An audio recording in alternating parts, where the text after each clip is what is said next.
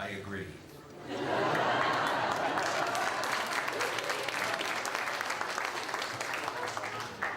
Not quite that lucky, but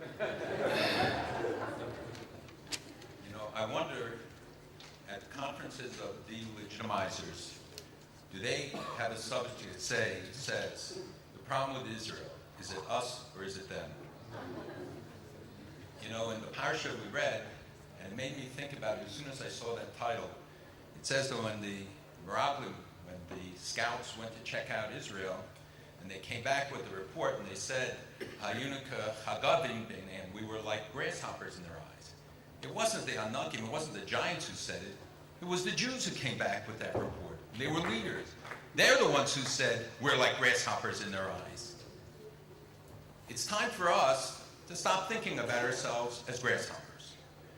It is not because Israel has done something wrong. It's because Israel is the problem. The threat is not because Israel's policies are somehow contrary to human rights and violative of standards. It's because Israel's a democracy, it's the rights of women, it's education, it's freedom. That's the threat to the de-legitimizers. It's what Israel represents, it's the values of the Jewish people. This is not new, as Zig said. We've had this throughout all the generations. B'chol dor v'dor omdim aleinu l'chalotenu, we say in the Haggadah. In every generation, enemies arise that seek to destroy us. It doesn't use the past tense. It doesn't say to destroy them, but to destroy us, to remind us that in every generation, the enemies are the same. The colors of uniforms may change, geography may change, but the fundamental challenge, the prototype set by our avos and imahos, that the threat to annihilate us, to expel us, to try and convert us, existed throughout all of our generations, and it's only those who learned the lessons of the past who are prepared to meet the challenges of today, to recognize the true nature of this challenge, which I believe to be a prime Jewish challenge of our time. Certainly the security of Israel, Jewish education, many other issues are of great significance. But I think this issue is one that will affect us for generations, not decades. That the decisions made and how we counter this will affect our grandchildren and their grandchildren. There are those who talk about this being the 1930s, including leaders of Israel. I do not believe it's the 1930s, and I don't believe that you should draw that comparison. But there are a lot of signs that raise questions about it. This is a cancerous process. People say, well, how come we don't see it? It's because it's like a tumor that grows quietly, and by the time you discover it, it's too late. And what history teaches us, it's not what our enemies do, it's what we do or fail to do. It's we who raise the bar on what we will tolerate. That things that were unacceptable 5 years ago or 10 years ago, we begin to tolerate. We say, okay, we can live with it, and it gets worse. And the nature of the language and the accusations, the charges against Israel and the Jewish people. That Israel is the corporate entity, the corporate Jew, the collective Jew. That you can't, 70 years after the Holocaust, say, I hate Jews publicly. Well, at least not in most places. But you can't say, I hate Israel, and not be held to account. So Israel has become the corporate Jew, the collective Jew. But to understand that this attack is not just against the Jewish state, it's against the Jewish people. It's about our right to national self-determination. It's about our right to have a state. It's about our right to have the right to defend ourselves as the Jewish state and as the Jewish people.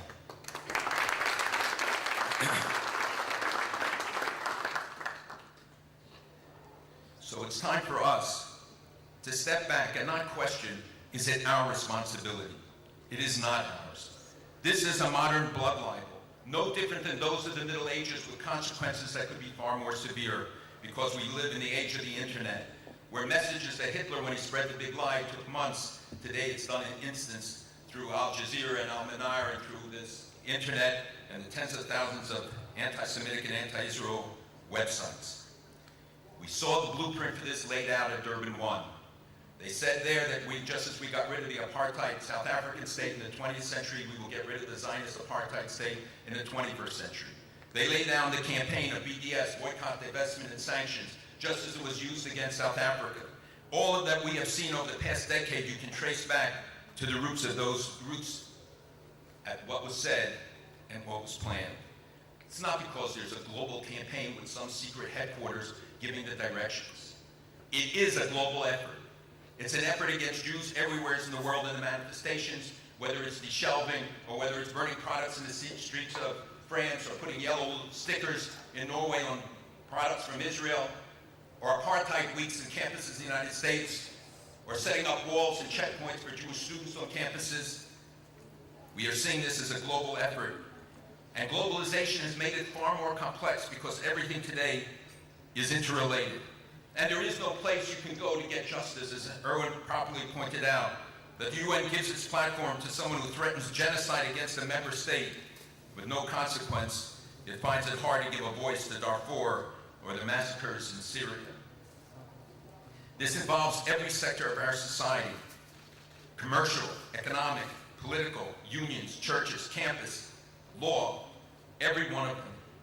And we have to begin to mobilize. For us in the United States, I think Britain is the model, where you see the poisoning of the elites and then seeping down into the society. But also the campaigns now of the unilateral declaration of independence for a Palestinian state, Durban III, the flotilla, all of these are part of the de-legitimization. They say that Israel doesn't have the right to protect itself, to stop ships bringing weapons or other things. The effort that we saw at ISESCO and the continuing campaign to deny the Jewish connection to our holy sites, Kever Rachel, Maris Machpelah, the Kotel, all of them, it's a part to deny us our roots, to say that we don't have a right to be in the Jewish state, and the Jewish state is not a Jewish state, that we are interlopers, and that the Jewish state is not a legitimate state, and that our claims of 3,000 years of history, of blood, of sacrifice, is not valid. They take away our past to take away our future. Even then, when lies are shown, when the case of Abu Rihan, who was accused of being killed by Israelis at Berlin by gas, and then they said, no, she was in her house, and they said, well, it wafted over her house, and then she said, no, she wasn't in her house, she was nearby, and it ultimately found out that she was in a Ramallah hospital and got an overdose of Avenine. We see that the accusations go so far as to Saudi Arabia accusing vultures of being Israeli spies because they were being checked for their migration patterns, or sharks off the coast of Sharm el-Sheikh, Egypt, said were trained by the Mossad. And not to be outdone, Iran arrested a bunch of squirrels saying that they were Israeli spies sabotaging their nuclear program. The if only Israel syndrome, if only Israel would make more concessions, if only Israel puts the onus solely on one country. Again, it shows us it's not the policies of Israel. You can criticize the policies of Israel and not be a delegitimizer or an anti-Semite, or else 99% of the people in Israel would be delegitimizers. So, but it's not, it's a different standard. It's not a higher standard. It's an impossible standard, they hope. And the Human Rights Council reference was made, so I won't repeat it, but it is of significance. When we see Holocaust denial and then comparing Israel to the Nazis, because it removes the onus and saying, well, the only reason Israel was created was because of the Nazi crimes. But if all people do, including Jews, then you're saying, well, you see, there's no right for the Jews to have this state. I think it's time also for us to recognize the ultimate goal. Whether it's Goldstone, whether it is the other efforts of delegitimization, it is to intimidate and to silence us. It is we, the supporters of Israel, who are the target. They want to intimidate us, and unfortunately I can say that we see the impact on campuses where Jewish students will not register their identity as Jews, or often shy away from any activity related to Israel because they are afraid. When Walter Mearsheimer could publish a textbook libeling the Jewish people and 1 million copies be sold and be used from Harvard to the University of California, when Pat Buchanan can call us the fifth column when National Geographic does an article about Christians in the Middle East and only blames one country for the plight of Christians, and that is the only country where the Christian population has increased over the last 40 years, the state of Israel. I have to talk very quickly, so save your applause for later. Then, because we have a tough chairman, he's a general, and he's going to make me stop. So, incitement is not something we can dismiss. It was the mistake at Oslo. Dennis Ross even made reference to it, that they made a mistake not understanding. Words of violence lead to deeds of violence. The threats have to be taken seriously, whether they come from the words of Ahmadinejad or Hania or any of the others who seek to destroy us, or the delegitimizers who wrap it in a more acceptable package. We know the true intent. And we live in an age of ignorance and forgetfulness. Disraeli once said, there's no fate more ghastly than a stupid Jew. He didn't mean our IQs, though maybe as well. He meant Jews who don't get it. Jews who don't understand the reality of the world as it is, not as we would like it to be. We can stick our heads in the sand and deny this reality, but our grandchildren and their grandchildren will pay the price. 70 years ago, people said they didn't know. We know now from all the archives and learn even more each day how much they knew. They knew, but they didn't want to know. They try to hide behind a cloak of ignorance. We will not be able to. We know the facts. You get it on the internet, so many sources.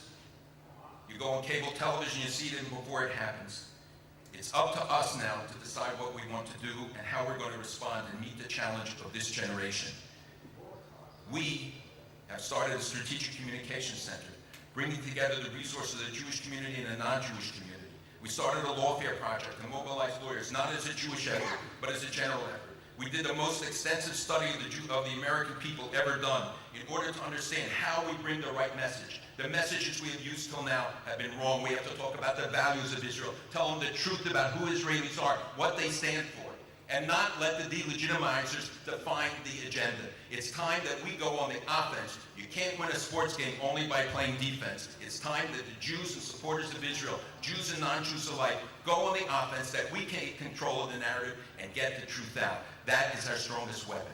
And we are finding immense responsiveness amongst non-Jews of the highest order, former public officials, lawyers, everybody, entertainment officials. We're having slews of them, of Hollywood stars coming to Israel when everybody said it would not be possible.